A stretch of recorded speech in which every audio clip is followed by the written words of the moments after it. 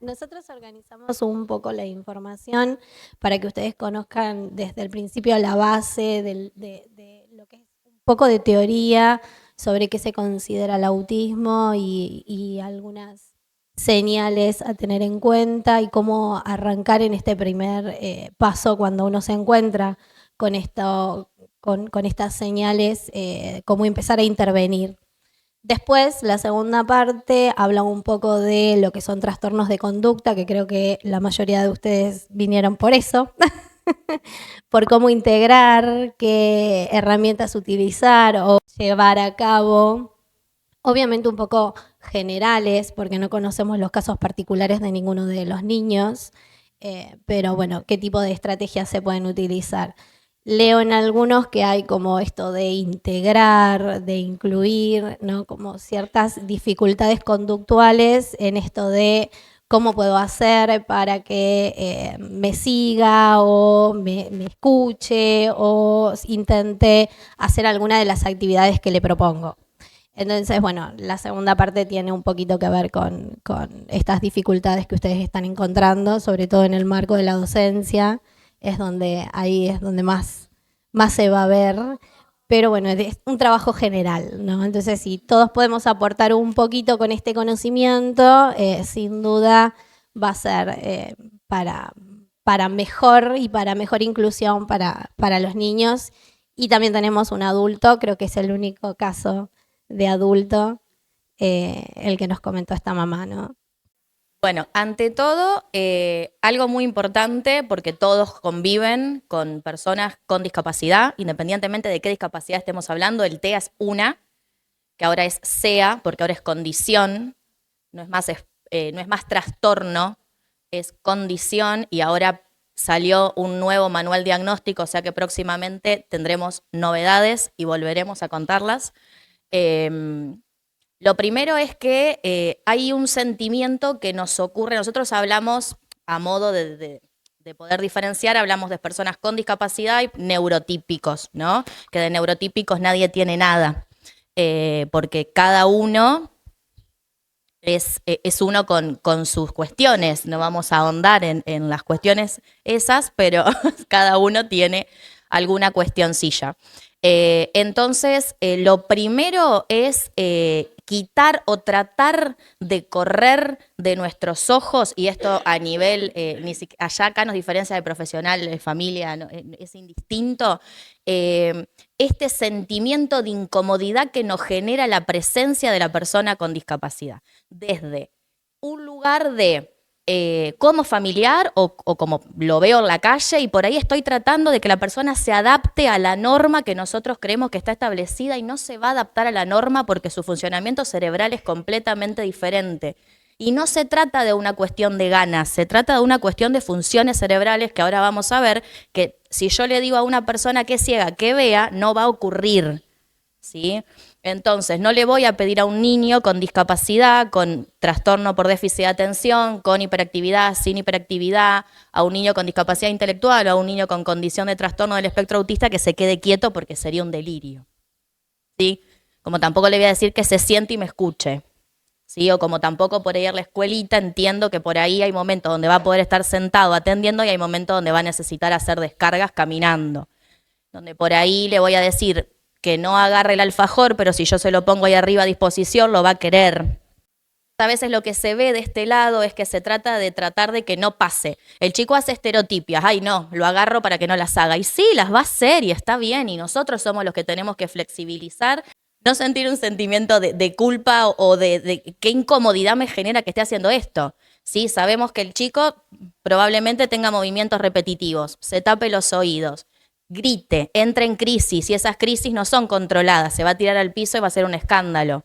Y sí, va a pasar. Para nosotros eso, imagínense que es como, wow, hoy pasó 3 veces, no 7, qué loco, o sea, pero siempre lo vemos. Entonces, en principio un poco sería como sacar ese sesgo que tenemos, porque cada vez hay más discapacidad en la zona. Yo puntualmente me dedico a hacer evaluaciones. Lo que es Zárate, Campana, Escobar, Loma Verde y toda esa zona pero se incrementó muchísimo desde la pandemia para acá. Cada vez hay niños más chicos con condiciones diversas, y empiezan las intervenciones diagnósticas y tratamientos desde los 18 meses. Entonces tenemos cada vez mucha más amplitud de niños y con condiciones que vamos todo el tiempo tratando de volver a estudiar y revisar porque todo el tiempo nos sorprendemos, incluso nosotros que laburamos de esto. Obviamente que trabajemos esto no quiere decir que sepamos todo, lógicamente no, pero tratamos de ir atrás de la información nueva. Entonces está buenísimo que generen estos espacios porque en realidad hoy hay 7 y mañana van a encontrar 25 ¿no? Y va como en incremento. En principio, como para entrar un poco en la parte teórica y después pasamos, como decía Aye, a la parte más por ahí de algún caso puntual que ustedes nos quieran traer y que nosotros podamos intervenir sobre eso, así lo hacemos más didáctico. Un poco todo lo que tiene que ver con la cuestión de la discapacidad nace de la famosa palabra neurodesarrollo. El neurodesarrollo, básicamente, y como para hacerlo un poquito más tranqui, cerebro, función cerebral, médula espinal, ¿sí? Y todo lo que eso implica. Ahí lo tienen detallado. Toda la zona del cerebro, el encéfalo y demás, todo eso compone el tallo, lo que sería el sistema nervioso central, ¿sí? Cositas más, cositas menos, pero bueno, todo lo que tiene que ver con esta cuestión. ¿Sí? Por eso es tan importante siempre el resguardo de la médula espinal porque está absolutamente en construcción. El neurodesarrollo empieza cuando un niño está dentro de la panza y termina a los 30 y monedas. Nosotros estamos en pleno desarrollo del sistema nervioso. 30 y tanto. No es algo inmediato, ¿sí? Hasta los 35 en teoría se supone que hay funciones que se están pudiendo modificar, ¿sí? Es la parte más importante quizá, ¿sí? Y está en construcción permanente. Cuando nosotros hablamos de que hay una discapacidad, es porque hay una afección en el neurodesarrollo. Tenemos dos posibilidades, que el neurodesarrollo sea típico o que el neurodesarrollo tenga alguna complicación, ¿sí? En el caso de que tengamos alguna complicación, que ahora las vamos a ver un poquito mejor, si yo me paro, les siento que estoy en el medio. Y claro, pero y si aparte no lo taparía. O sea, cualquier cosa que haya en medio de esto puede dañar estructuras. ¿Sí? Lo que es el neurodesarrollo y todo esto implica la formación de funciones cerebrales, de cognición y de conductas. ¿Sí? Todo tiene que ver. Si lo queremos dividir como en partes para entender de qué se trata el sistema nervioso incluye funciones cognitivas. Las funciones cognitivas son inteligencia, memoria, atención y funciones ejecutivas. Esas 3 áreas. Atención es lo que ya conocen, memoria es como una función de almacenamiento, inteligencia como construcción general de la parte cognitiva y funciones ejecutivas, que es un poquito lo que hablábamos al principio. Funciones cognitivas son varias. Les nombro las que nos van a servir después para cuando por ahí ayer les cuento un poco más la parte de conducta. Una es la posibilidad de flexibilizar, es lo que hablábamos antes. Si yo estoy acostumbrado a hacer algo y de repente a mí me modifican eso, repentinamente, yo voy a tener que adaptarme a una nueva modalidad. Como pasó recién, que estaban en fila, le dijimos vengan para adelante y modifiquen, ¿sí? Eso es flexibilidad cognitiva. Otra de las funciones tiene que ver con una memoria inmediata, no una memoria de almacenamiento, sino de trabajo, es decir, que yo les dé una orden, que ustedes la puedan retener y volvérmela a decir.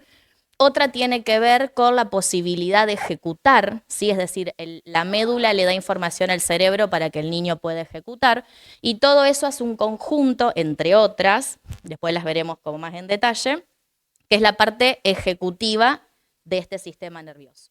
Entonces, siempre que, para que quede claro, hay alguna discapacidad, quiere decir que algo del sistema nervioso está alterado, ¿sí? Que ese neurodesarrollo no está dentro de lo esperado. Ahí está. Cuando hablamos de trastorno de neurodesarrollo, sería como lo que les contaba antes, versión con alguna modificación por alguna alteración.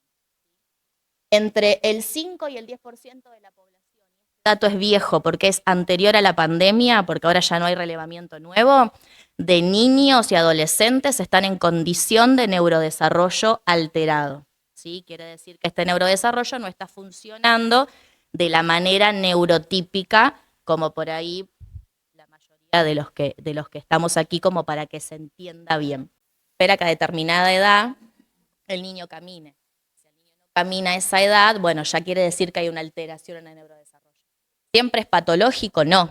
No siempre eso nos va a dar un diagnóstico, ¿sí? Pero siempre es algo a tener en cuenta y atender.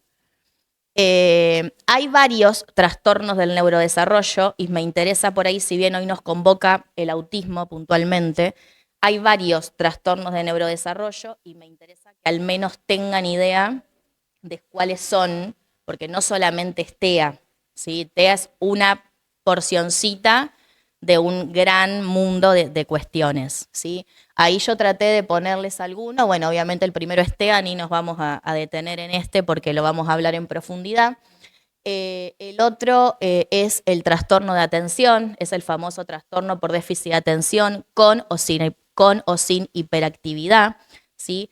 Afecta específicamente a lo que tiene que ver con la función de la atención. No hay, para hablar de un trastorno por déficit de atención, no tiene que haber nada más alterado que la atención, solo la atención, ¿sí? Eso es lo que a nosotros nos va dando pautas de por dónde vamos. Luego otros tienen que ver con los trastornos de aprendizaje, ahora se llaman trastornos específicos del aprendizaje, antes se llamaban discalculia o dislexia, ambos son trastornos de neurodesarrollo, ¿sí? Que pueden ser, todos estos pueden ser comórbidos, es decir, puede haber uno en la presencia del otro, siempre va a predominar uno, pero es importante que nosotros conozcamos todas las cartas como para poder intervenir.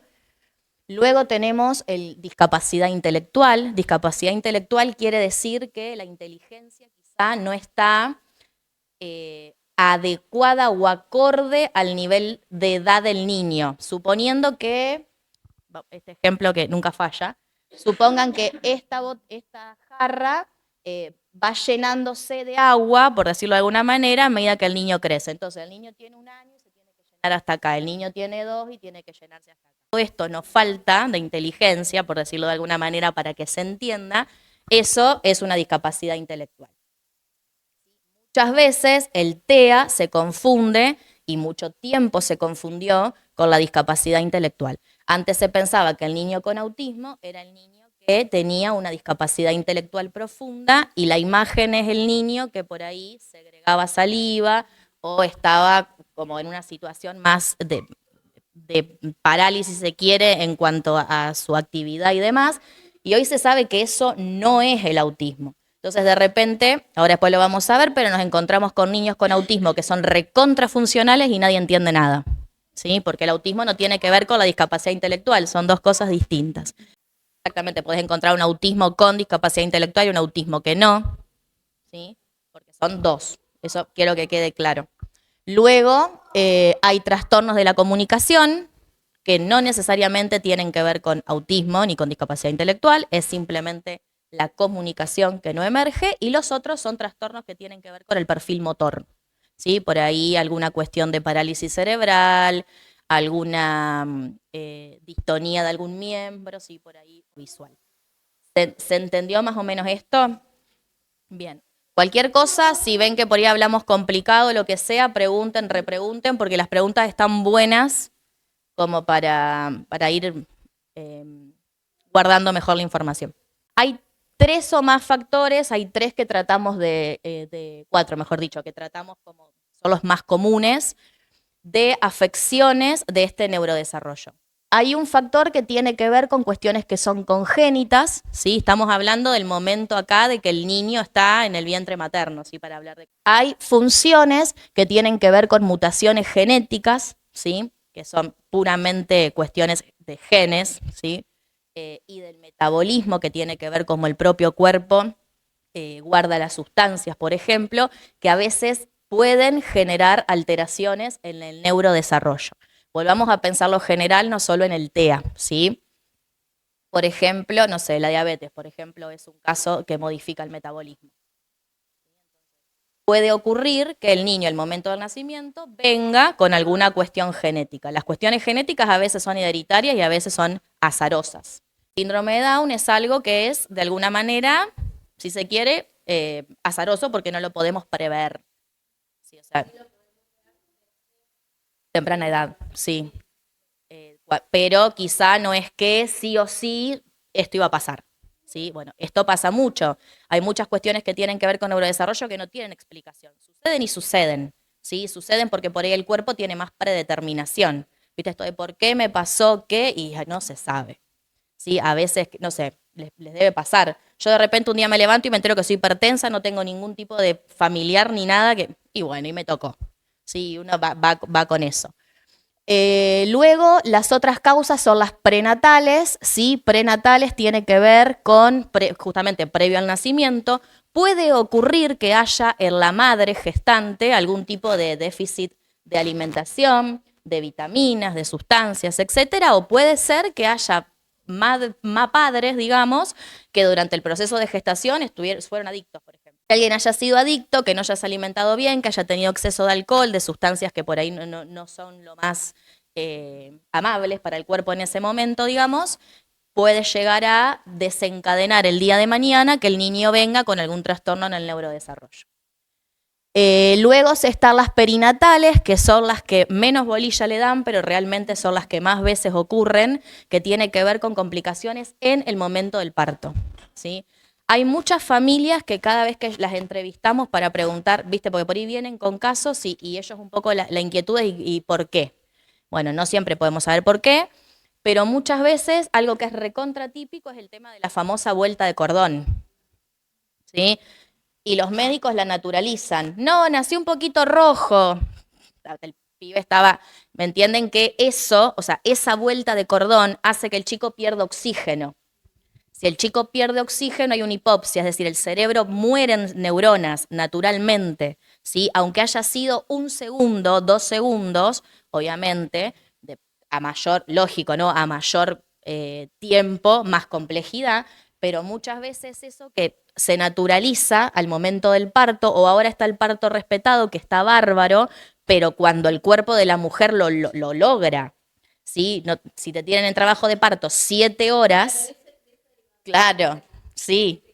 Y por ahí, bueno, está la ciencia disponible, entiendo, cada uno tiene su filosofía, pero a veces hay, o sea, uno ya vela por la integridad del niño, ¿no? A modo de juzgar, sino a modo de que se entienda después por qué ocurre.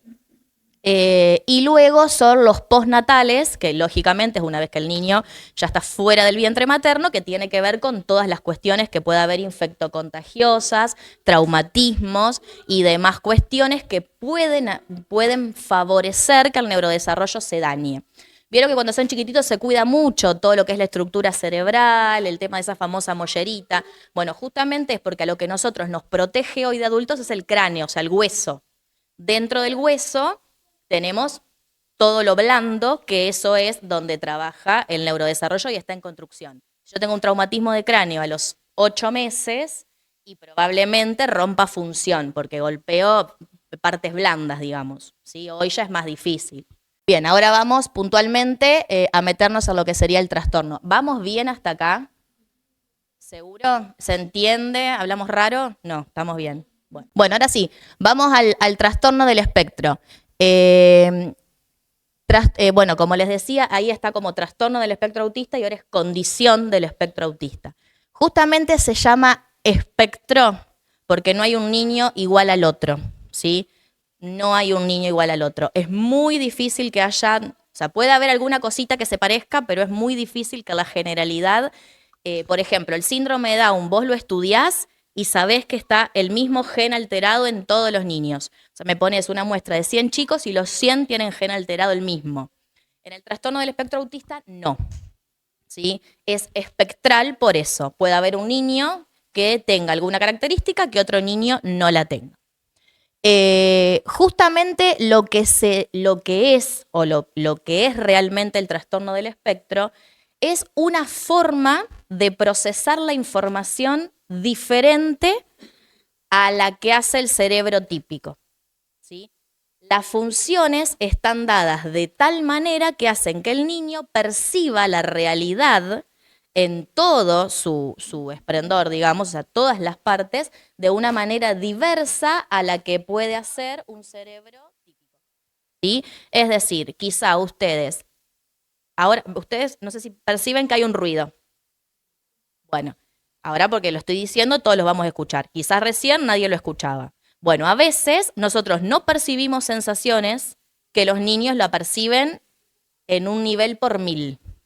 ¿Sí? Entonces es absolutamente incómodo la posibilidad de soportar cosas, pero porque nosotros no las entendemos. ¿Sí? A veces pasa con la ropa, no me quiero adelantar un montón, pero por ejemplo, para que entiendan. A veces vos le pones un jean y el cuerpo percibe que ese jean es una gilet. ¿Sí? Entonces, no hay o sea, nosotros no logramos entender qué pasa muchas veces. Y está bien no entender qué pasa porque nosotros no somos esa persona. Nosotros que estamos recontraestudiados de esto, a veces tampoco sabemos qué pasa, pero sí sabemos qué tenemos que ir descartando. Y muchas veces vamos a hacer prueba de ensayo. ¿Sí? Pero en general, y como quizá dato fundamental del trastorno del espectro autista, si lo tengo que definir, es una forma cerebral, o sea, a nivel neuro de desarrollo, si se quiere, de percibir la información de manera diferente a la información que percibimos nosotros todos los días. Entonces, hay específicamente... Bueno, después igual ustedes si le sacan foto tienen ahí como mayor información, yo voy contando a modo de que podamos también pasar a la otra parte más práctica. Hay 3 cosas, o sea, para hablar de trastorno del espectro autista tiene que haber 3 cosas afectadas, sin condición. Si una de esas nos falta, tendríamos que rechequear, es bastante... A veces ocurre, depende del nivel cognitivo del niño, pero en general la afección para hablar de trastorno del espectro autista son 3 áreas que están un poco más complicadas, que son las que están en la ruedita. La primera es las conductas repetitivas y restringidas. Es decir, el niño que tiene autista suele tener conductas restringidas y repetitivas. También suele estar afectada la interacción social, ¿sí? La interacción con otras personas. Y la tercera parte que debe estar afectada para hablar de esto es la comunicación. Estas 3 son las áreas que nos van a dar precedente de un trastorno del espectro autista. Esta me parece clave, que es la comunicación, porque la comunicación está muy mal entendida. Muchos confunden comunicación con lenguaje, y la comunicación y el lenguaje no es lo mismo para nada. Yo puedo ser una persona muda, que no tengo posibilidad, y yo miren cómo les estoy hablando. Gestos, ¿sí? Expresiones faciales, trato de convocarlos no solamente desde la palabra, sino desde el cuerpo. Y si esto no es así, no me lo digan, porque no quisiera saberlo.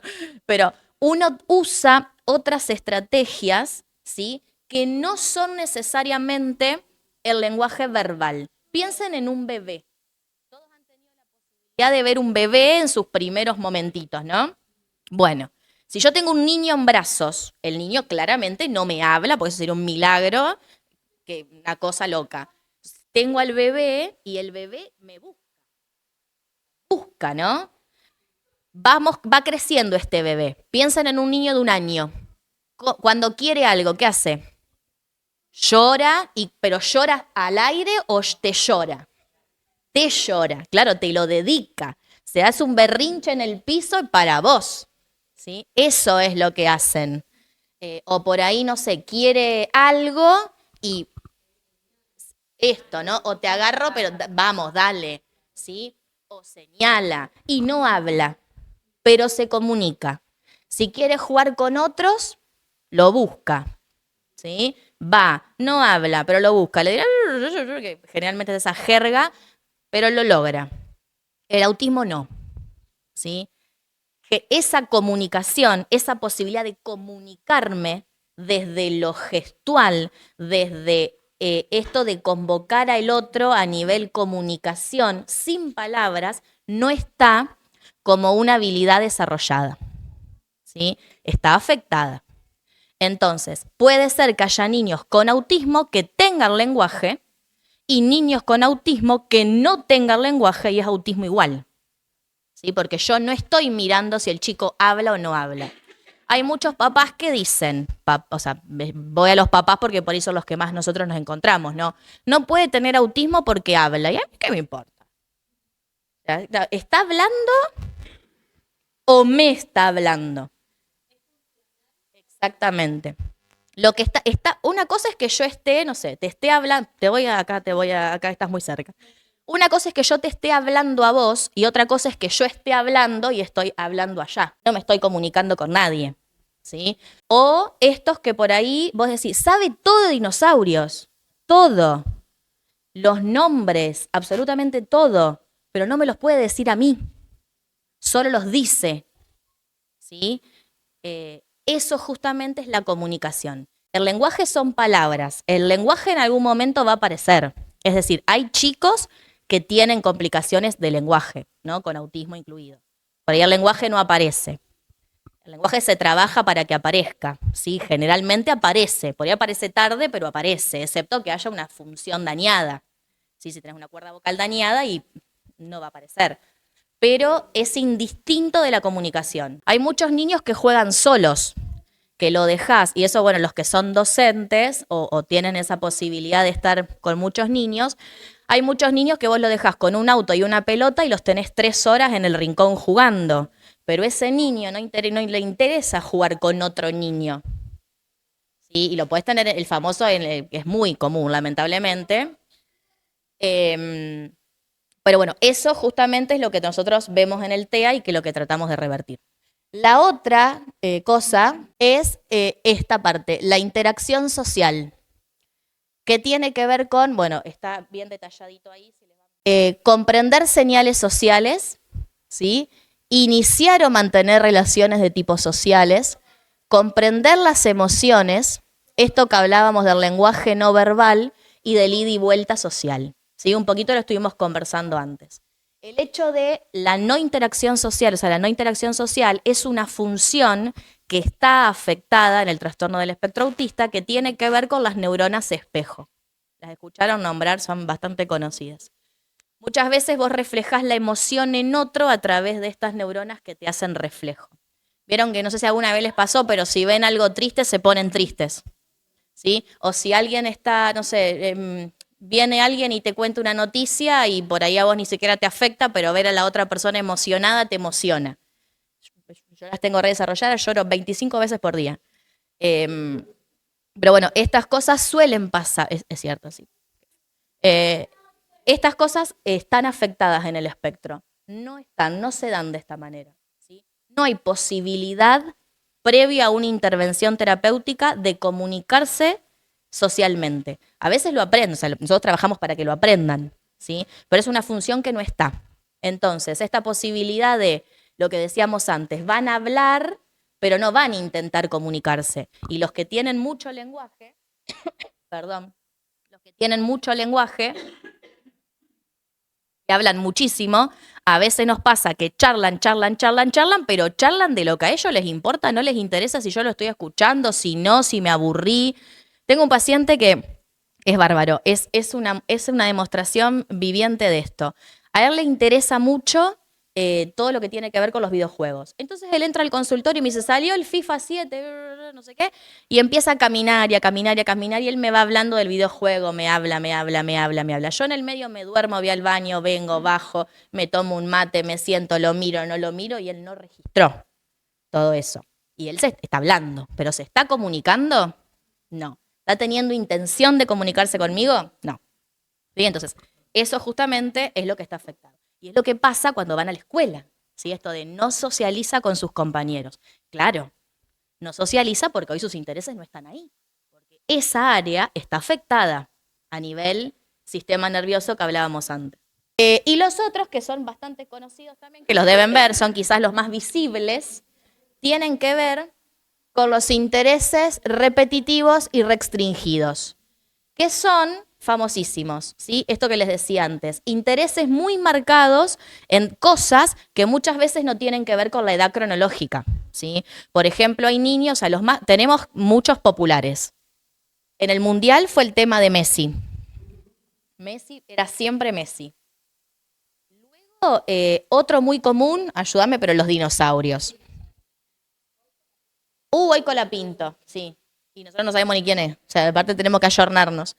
Y después, el otro que es bárbaro es el sistema solar. ¿Viste? Lo del sistema solar y te ubican absolutamente todos los planetas. Y vos decís, wow. Ah, también. Marca de autos también. Cosa, y vos decís, ¿qué? O sea, ¿no? Como que por ahí vienen, como, o este que les cuento de los videojuegos, viene y él charla de eso que le interesa. Y la otra parte, o sea, como la antítesis, vamos a decir, a este interés, que por ahí pasa más en el niño verbal, es los movimientos estereotipados. Sí, hay muchos movimientos repetitivos. El famoso aleteo, verán. Si me pasás una, creo que hay foto. Ahí están, genial. Ven, por ejemplo, la caminata en punta de pies es bastante frecuente. El movimiento en la silla, esto del balanceo. El tema de mover las manos, ¿sí? O mirarlas como a la altura de los ojos, haciendo ciertos movimientos peculiares. O los objetos, exactamente. Dar vueltas en el lugar, ¿sí? Esto de la estimulación sensorial. Y si no, por ahí alinear o apilar cosas, ¿sí? Son como muy características. Y tiene que ver con una manera de organización del propio cerebro, ¿sí? Por eso si yo voy y rompo eso, es una crisis, ¿sí? Porque lo que está haciendo es, algo me pone nervioso, ¿sí? Con esto, y nosotros, ¿qué hacemos? Me calmo, me autohablo y me calmo, respiro. Bueno, ellos no tienen esa posibilidad. Entonces, la posibilidad es ir a lo físico, ¿sí? O empiezan a girar en el lugar para descargar, o alinean, o apilan, y si yo ahí me meto, intervengo, desato una crisis, ¿sí? Es como que, no sé, vos estés muy enojado y alguien venga y te haga enojar más, ¿sí? Es lo mismo. Lo que pasa es que a veces nosotros no entendemos por qué lo hacen, o por ejemplo, esto de caminar frente a situaciones estresantes. Esta es una situación recontra estresante para ellos. Somos dos personas desconocidas, las cosas no están funcionando como siempre, hay un micrófono que está al tope, hay luces, cosas en la mesa ahí para comer, o sea, todo eso hace que su nivel su nivel de estímulo esté en las nubes. Entonces no es nada raro que ella, por ejemplo, se pare y camine. O sea, es lo mejor que puede hacer. Es lo que hablábamos al principio. No podemos naturalizar o poner algo que no está, ¿sí? Si ella en este momento necesita caminar o girar, es porque está en una situación de estrés. Si yo voy y le empiezo a decir, vos pensalo como que te pase a vos. Yo te empiezo a decir, vos no sé, se te perdió la llave del auto. Y yo vengo y te digo, no, pero fíjate, porque puede estar adentro de la cartera, porque no te mamá, con esto, querés otra llave, toma otro auto, lo que sea. Te quemo la cabeza. Te pones peor. Lo que pasa es que vos podés decirlo. El que no lo puede decir explota. Entonces, lo mejor que podemos hacer es tratar nosotros de regularnos. Porque a vos te desregula que el otro se desregule. Y yo no puedo, una persona nerviosa no puede ayudar a nadie. ¿Sí? Nosotros siempre lo trabajamos a eso, y nosotras mismos, ¿sí? Es como el famoso andate, respirá y volvé. Entonces, quizá, si vos ya conociendo esto, que esto es parte, ¿sí? ¿Y por qué ocurre? Porque la función no está. Entonces, si la función no está, es muy probable que el chico aletee, que el chico se mueva, el chico se balancee, apile, alinee, explore, mueva los dedos. Se mueve los dedos para... Sí. Mueve los dedos para organizarse. Yo digo, no mueva los dedos, no mueva los dedos. Desato un monstruo. El límite lo necesita cualquier niño. El límite es como una casita. Si vos no, el ejemplo ideal para entenderlo lo más gráfico que se pueda es, el niño es una gelatina, porque el sistema nervioso no está logrado. Si yo a la gelatina la suelto arriba de la mesa, la gelatina se desarma. Yo necesito ponerle un pote. O sea, yo no le puedo permitir que haga lo que quiera, porque ahí, claro, exacto, ahí perjudico. Claro, no, claro. Yo para ir cerrando esto, causas. Causas, hay dos posibilidades que se están contemplando. Una es genética, que es lo que hablamos antes, no vamos como a volver a traerlo porque es eso. Y después hay una posibilidad de causas ambientales. Saber la causa del autismo hoy no es válido, o sea, no es una posibilidad, la realidad es que no se sabe. Se están haciendo estudios sobre cerebros de niños con TEA que fallecieron, como para ver qué se encuentra. A priori lo que se encuentra es que el cerebro es distinto, ¿sí? Las ubicaciones de los lóbulos del cerebro y algunas funciones son distintas, ¿sí? a los cerebros. Entonces, si bien está en estudio y no hay nada muy establecido, hay como una hipótesis que se piensa que tiene que ver con cuestiones ambientales, ¿sí? Hay mucha contaminación, comemos alimentos cada vez más contaminados, ultraprocesados, el aire está bastante contaminado, bueno, nada, todo eso que ya saben. Lo que sí se sabe es que las vacunas no tienen nada que ver, ¿sí? Eso me parece súper importante que se los queden, porque ahora está todo esto de las vacunas del COVID. No, en realidad esto es previo a las vacunas del COVID, ¿sí? Bueno, es un poco lo que recién estábamos conversando sobre las conductas que podemos observar, pero también es importante que sepamos que todas las conductas tienen una función. Hoy traían el ejemplo de qué pasaba con este bebé que llora, que se comunica, que cuando llora está comunicando algo o que quiere que le den la teta porque tiene hambre o quiere que lo cambien o quiere que lo alcen. Esa es la función o podemos entender que esa es la función de esa conducta, ¿no? Entonces, todas las conductas tienen una función, no siempre es específicamente observar qué es la comunicación, sino a veces manifestar algún estado de incomodidad, de alegría, como pueden ser las estereotipias, el deambular. Así que bueno, el ambiente o la manera en la que nosotros podamos interpretar esa conducta es lo que va a hacer que la entendamos en sí. ¿Querés pasar? Esto sí me parece importante que lo puedan leer. Está escrito ahí bien los problemas, cuando consideramos que la conducta es un problema, ¿no? ¿Qué puede ser esto de las conductas que sí observamos en los niños con autismo cuando tienen intereses restrictivos, cuando hay autoestimulaciones, cuando hay una enfermedad neurológica, que en este caso yo puse el ejemplo de la epilepsia, pero hay más. Por complicaciones clínicas, eso también es importante, a veces no observamos que hay algún dolor, los dientes, hay muchos niños que tienen muchas dificultades con sus dientes y son como constantemente problemas hay muchos problemas de conducta y no estamos poniendo el foco en lo clínico, en lo médico que hay que revisar.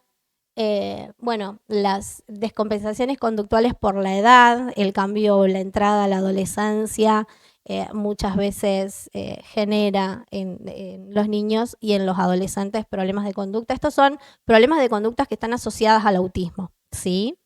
O en comorbilidad, porque ahí vamos a hablar de los trastornos conductuales como el trastorno obsesivo compulsivo, el negativista desafiante, el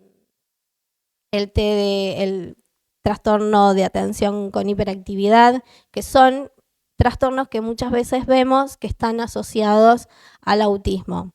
¿Querés pasar? ¿Todas las conductas son problemáticas o inadecuadas? No, ya lo habíamos hablado, ya veníamos hablando de esto, o sea, no todas las conductas se consideran problemáticas, no todas son inadecuadas. A veces el hecho de que el niño no pueda en ese momento relacionarse con otros, sí puede volverse una conducta inadecuada. Por eso, ¿cuándo vamos a considerarlas inadecuadas? Cuando están interfiriendo en todo el desarrollo o la capacidad de desarrollar de este niño en todos los ámbitos. En la familia, en la escuela, con otros niños. Ahí recién la vamos a considerar como algo inadecuado para empezar a trabajar sobre estas cuestiones conductuales. ¿Podés pasar otro? Bien. Esto sí me parece importante porque no solamente es el entorno el que siente frustración por esta situación que está atravesando el niño, sino también para el niño es una situación dolorosa, ¿no? Nosotros trabajamos cuando trabajamos en conducta, nos centramos mucho en cómo podemos modificar el ambiente o cómo podemos tratar de que este niño empiece a adquirir conductas más funcionales, pero también es cierto que este niño está sufriendo cuando está presentando un problema de conducta. ¿Querés pasar otro? Bueno, ¿qué las origina? Eso sí es importante. Las alteraciones sensoriales, como las que vimos recién o como las que pudimos exponer en el ejemplo, que pueden ser las luces o los sonidos intensos, las autoestimulaciones, que las autoestimulaciones son las que los niños, mediante la cual los niños intentan obtener placer, el malestar físico o el dolor. Yo puse el ejemplo de los dientes, pueden haber otros. Las necesidades básicas, tener hambre, sueño, sed, estar sobreestimulados, eso también genera problemas de conducta. La imposibilidad en la comunicación, los malestares psíquicos, emocionales, inflexibilidad y ansiedad son esos malestares que podemos entender. Y las modificaciones del ambiente. Como veníamos al principio, generar ciertas modificaciones en el ambiente también pueden generar situaciones que desencadenen un problema de conducta. No sé, me imagino un niño que está acostumbrado a sentarse en el mismo banco todas las veces que entra a la escuela y que ese día se cambió y no se le anticipó, no se avisó. Ese tipo de modificaciones puede generar la alteración de la conducta, ¿no? Hacer algún cambio no sé, en el pizarrón o en la pared en la que siempre hay una misma imagen, que quizás nosotros no nos dimos cuenta en ese momento de la importancia que tenía esa imagen o ese banco para ese niño. Ese tipo de modificaciones puede generar también problemas conductuales. ¿Podés pasar? Ahí está, gracias. Eso hablábamos hoy, que la conducta tiene causas, pero las funciones son las más importantes. Natalia puso un ejemplo hoy del niño que busca ir a jugar con el autito, ¿no? Entonces, si tenemos que evaluar cuáles son las funciones de la conducta, cuando hay una situación, por ejemplo, donde estoy demandando a un niño, en el sentido de, bueno, es momento de sentarse y escribir, para las que son docentes lo pienso, y en ese momento el niño, ¿qué hace? Elige ir a jugar con un autito. Bien, sí, eso es un problema de conducta. Está evitando hacer algo, ¿sí? Está evitando hacer algo que evidentemente no le gusta, no quiere o no comprende. Ahí tenemos lo que es lo que sería la función de atención o la de querer un reforzador, lo que se llama el objeto. Hago todo lo posible para obtener esto que me sacaste, hago todo lo posible para evitar esto que me dijiste o que tenía que hacer, o puedo hacer todo lo posible para huir de un estímulo que me está dañando, pero bueno, en este caso serían más ligados a lo que es un problema de conducta por hipersensibilidad a un sonido, donde tendríamos que modificar el ambiente y no trabajar sobre la conducta del niño. A veces, la única estrategia es modificar el ambiente, ¿no? Esto de no poner el alfajor arriba de la mesa porque sabemos que ese alfajor va a generar un problema de conducta si en ese momento no lo podía comer. Entonces, a veces hay que modificar el ambiente, bajar las luces, sacar los sonidos, para evitar ese problema de conducta.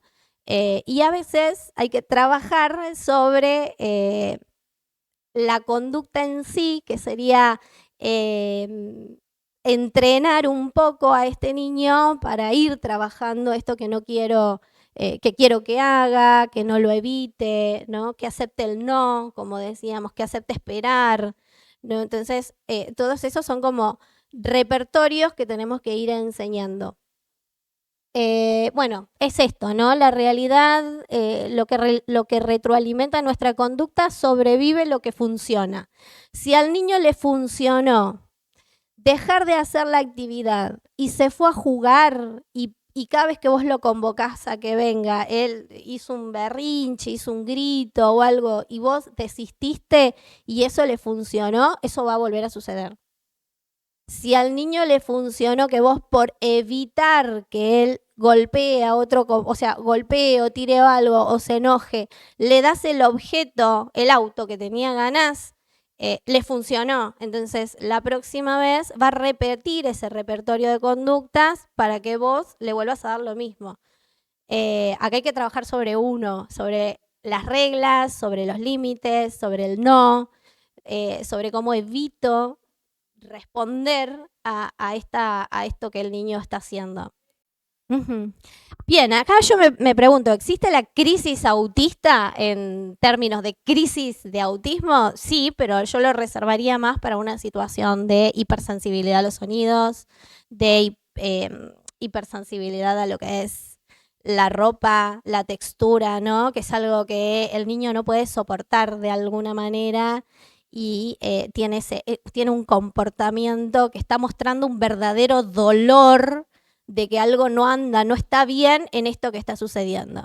Lo que me manifestás es un berrinche, ¿no? Yo podría decirte una crisis emocional interna emocional porque no le diste lo que ella quería, ¿no? Entonces ahí habrá que trabajar el manejo del no, ¿no? Y ver cómo ella lo va tolerando también, ¿no? Porque decirle, a ver, empezar a un alumno o a un paciente o a un niño, decirle desde entrada, no, no, no, no, tampoco es positivo. Vamos a vivir con crisis todos los días, cada momento. Eh, pero sí esto que vos me manifestás es un berrinche o una crisis emocional donde no puede tolerar la frustración de que vos le digas, se terminó el juego, lo tengo que guardar.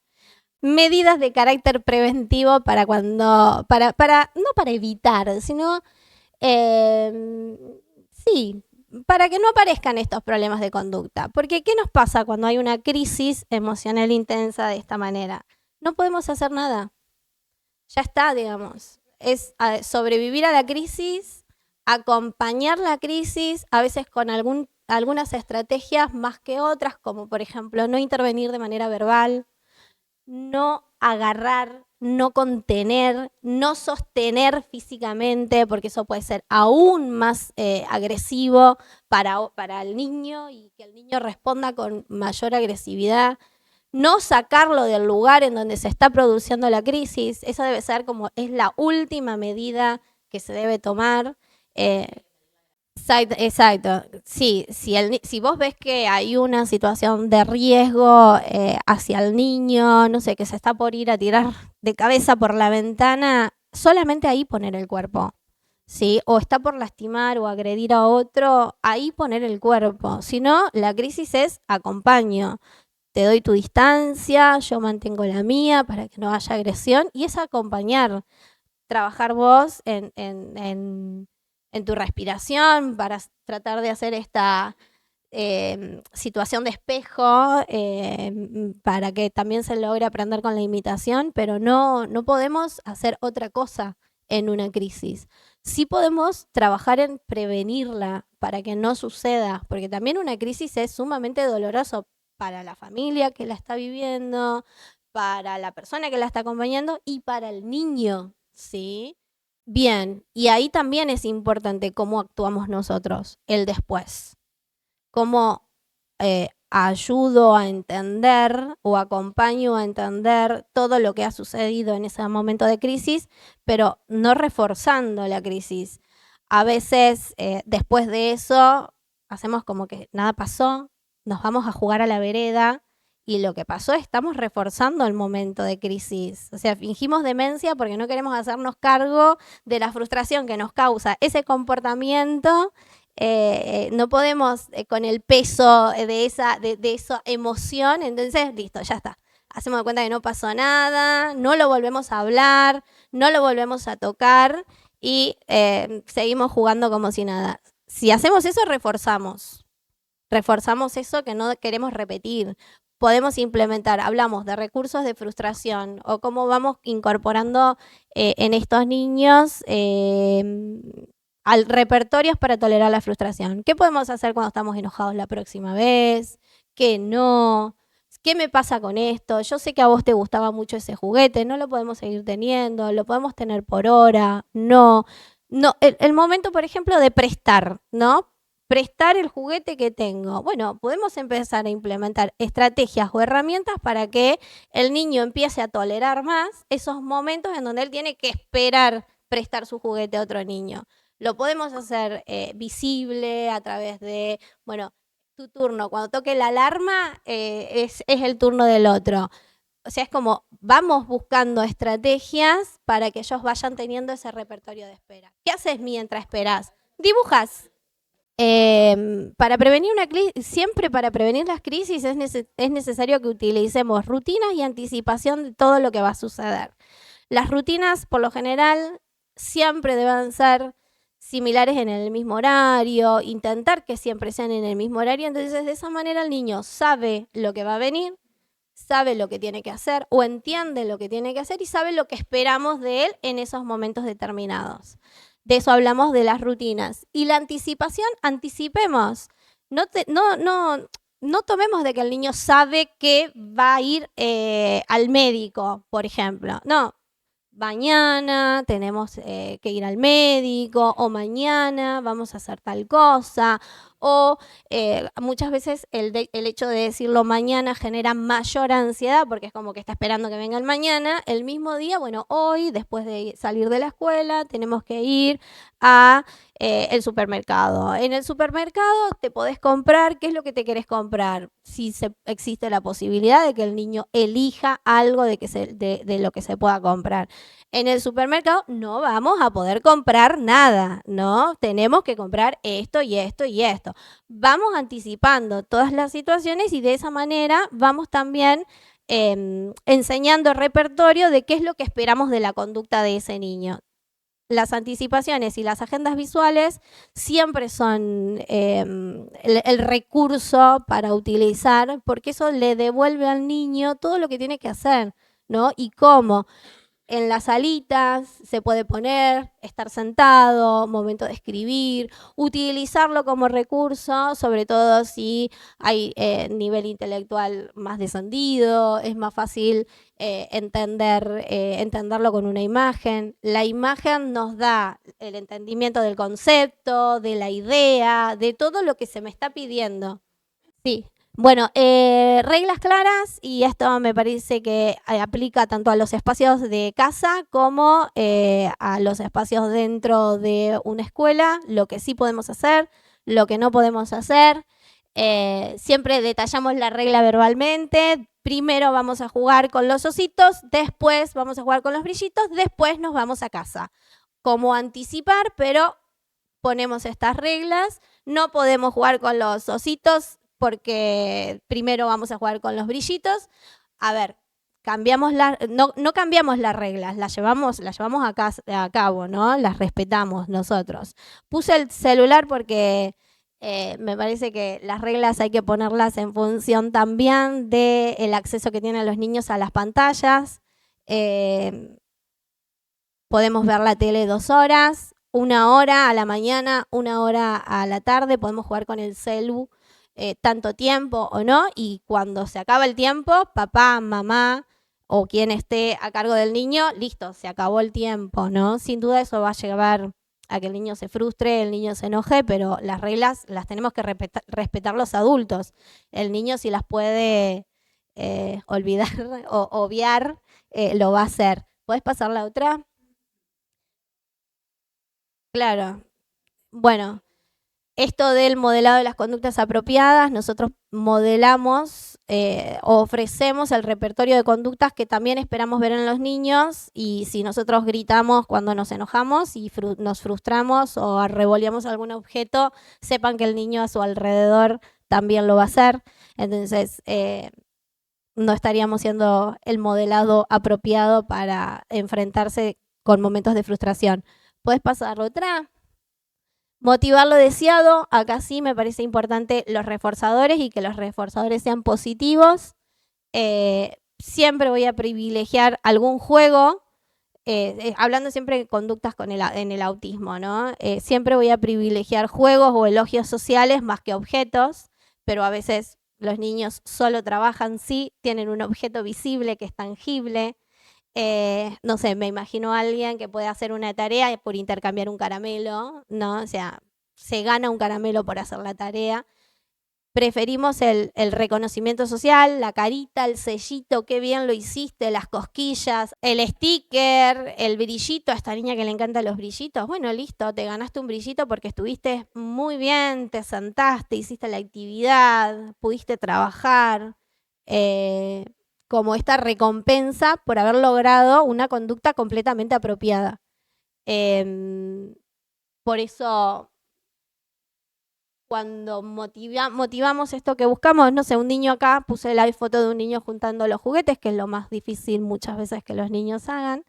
Cuando lo puede hacer y lo hace de manera correcta, lo voy a felicitar, lo voy a premiar, lo hiciste muy bien, te felicito. Si no lo hizo y está evitando hacerlo, no le puedo decir, te felicito, ¿no? O te doy el celu porque era momento de celu, ¿no? También responsabilizar a los niños de las conductas que no pueden llegar, perdón, responsabilizar al niño también de lo que planteamos como regla, de nuestro contrato. Hicimos un contrato con el niño, esto de después de juntar los juguetes, podemos mirar el celu, bueno, no juntaste los juguetes, perderás tiempo de mirar al celu. También va a depender de la edad, del nivel intelectual, o sea, de las características propias de cada niño. ¿Puedes pasar otra? Usos del no. Les recomiendo un no a todos. En casa también. No le tengamos miedo al no, los límites son sanos, son saludables, es una muestra de amor hacia los niños. ¿Se van a enojar? Sí, se van a enojar. A nadie le gusta que le digan que no cuando quiere hacer algo que busca, que desea. Lo que sí es necesario enseñar repertorios para tolerar esa frustración cuando me dicen que no. No puedo comer el chocolate porque no es la hora de comer el chocolate y bueno, a veces no podemos negociar todo. No es la hora de comer chocolate, tiene que ver con las reglas. Claro, bueno, y hablamos ahí, podemos hablar del modelado, ¿no? Papá viene, participa, modela, enseña de alguna manera con su conducta cómo estar dentro de la clase de la escuelita, ¿no? Porque tampoco es con el niño sin acompañamiento, va por... Bien, bueno, te espero. Te espero. Te- Bien, este uso del no y tomando el ejemplo del chocolate y de las 3 horas, supongamos que, vamos a suponer, no conocemos el caso concreto, vos le dijiste que no, porque no podía comer ese chocolate que quería, no era el momento, no era la hora, no estaba establecido tampoco que lo comiera. Le dijiste no, lloró 3 horas, no se lo diste y eso hace que ella de alguna manera, se habla de que ahí estamos entrando en lo que es extinción de la conducta, ¿sí? Bueno, esto me parece también importante desde casa enseñar repertorios de espera y cómo, de qué manera, ahí está bien gráfico, usar autoinstructores, tenés que esperar. Cuento hasta 10, espero mi señal, ¿no? Bueno, ahora me siento, tenemos que esperar, contamos. Eso también me parece importante que como medida preventiva ante los problemas de conducta, porque muchas veces los problemas de conducta son porque no esperan, no pueden esperar. Entonces, como medida preventiva, empezar a utilizar repertorios de espera. ¿Puedes pasar otra? Momentos de juego en casa, para poder empezar a desarrollar las habilidades sociales o propiciar momentos de juego dentro de la escuelita, ¿no? Ahora podemos jugar, busquemos un juego por turnos, demos la posibilidad de que se pueda jugar por turnos, hacer deportes también, propician las habilidades sociales. Pero bueno, los momentos de juego siempre los empezamos a tener en casa, ¿no? Permiten el desarrollo de la comunicación, de las habilidades sociales.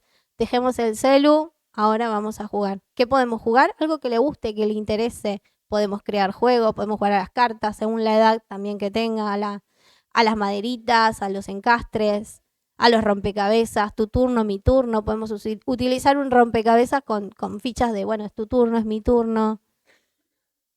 ¿Querés cambiar otra? Involucrar y elegir, ¿no? Esto de, bueno, podemos jugar con los brillitos o podemos jugar con las muñecas, pero no más allá de esas ofertas. Si podemos jugar con los jueguitos, los brillitos, los autitos, los camioncitos, lo perdimos. Va a querer todo. ¿Querés cambiar otro? Bueno, cuidado con las cosas que asociamos al aprender. Eso también es importantísimo, me parece que lo tengan en cuenta, de que si el niño viene a la escuelita con el celular en la mano, No, porque lo vivencia como castigo. Me están sacando el celular para entrar a este lugar y no va a tener buena predisposición. ¿Mm? Por ejemplo, se me ocurrió ese ejemplo. Tenemos que hacer la tarea. También te saco el celu para hacer la tarea. No, hagamos la tarea primero antes de que obtenga el celu. O me bañe, que se bañe. Actividades que no le gustan con actividades que después sean placenteras. En este caso, entrar a la escuela la va a pasar mal la seño, el nene dentro de la escuela, los compañeros. ¿Querés pasar otra? Bien, hablábamos un poco de la extinción. Es el proceso mediante el cual hacemos que la conducta problemática no tenga consecuencias y por tanto pierda la función que tenía. Extinguir, no hacer caso si está llorando, no mirar para otro lado, acompañar, pero no mirar muchas veces, sino esperar que pase. Lo que no puedo hacer es darle eso que quiere, ¿sí? En este caso, cuando quiere un objeto. Muchas veces eso pasa, o sea, el llanto muchas veces pasa porque lo que está buscando es que yo esté encima de él. Que yo esté, ¿qué te pasó? O acariciando, o tocando. Entonces, no me doy cuenta, pero estoy reforzando ese llanto todo el tiempo. O alentando, dale que vos podés, dale que vos podés. Y el nene te tira la comida para un lado, no quiere escribir, dale que vos podés, dale que vos podés. No, eso también está buscando que estés encima de esa conducta que está generando o está haciendo un problema. Otro, bueno, ¿qué se debe reducir cuando estamos haciendo la extensión de la conducta? Esto, interacciones, miradas o expresiones, atención de otros adultos o atención de pares. Mientras él está llorando, evitar tener contacto con el niño, estar cerca para que no se agreda, pero tampoco mirarlo, no decirle, bueno, ya está, no llore, nada. En silencio mutuo. Y si viene la tía, ay, no, chau, tía afuera, espérame afuera hasta que pase la crisis. La abuela te quiere traer un caramelo. No, nada. Nada para que podamos hacer una verdadera extinción, porque después la conducta, como bien dijo Natalia, al día siguiente no va a llorar 3, va a llorar 6. Y al día siguiente va a llorar 12. Y al día siguiente va a llorar 14, porque eso tiene un pico. Si los papás podemos soportar el pico, la conducta después se extingue completamente. Y empezamos a ver cosas que sí queremos ver. No sé si hay más preguntas. Sí, quedó claro. Hay mucho para desarrollar de conducta. Mucho.